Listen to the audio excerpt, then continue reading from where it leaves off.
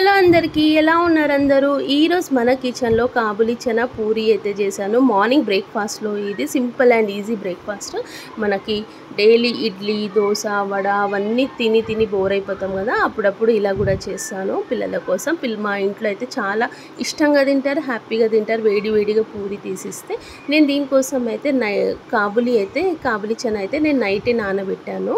Morning అయితే ఇది కుక్కర్లో వేసి కొంచెం వాటర్ ఇంకా సాల్ట్ కూడా యాడ్ చేసి ఒక 6 విజిల్స్ తీసుకున్నాను. 6 విజిల్ తీసుకున్న తర్వాత ఎయిర్ అంతా పోయిన తర్వాత ఇలా సాఫ్ట్గా ఉడుకుతుంది. అప్పుడే మనకు బాగుంటుంది కదా. మీకు కావాలంటే దీంట్లో ఆలు కూడా యాడ్ చేయొచ్చు, కానీ నేను ఆలు అయితే యాడ్ చేయలేదు.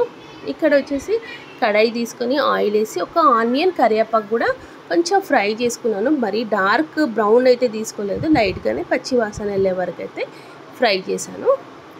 చూస్తున్నారు కదా. ఒక 4 to 5 టమాటోస్ తీసుకొని మొత్తం బాగా ఆయిల్లో ఫ్రై అయిపోవాలి. టమాటోస్ మొత్తం మ్యాష్ అయిపోవాలి. టమాటో జ్యూస్ అనేది బయటికి రావాలి, అప్పుడే మనకి ఆ గ్రేవీ అనేది బయటికి వస్తుంది. దాంట్లో శనగలు మ్యాష్ కూడా చేయలే కదా మనం, టమాటోని మ్యాష్ చేసుకోవాలా, ఆ గ్రేవీ అనేది మంచిగా వస్తుంది.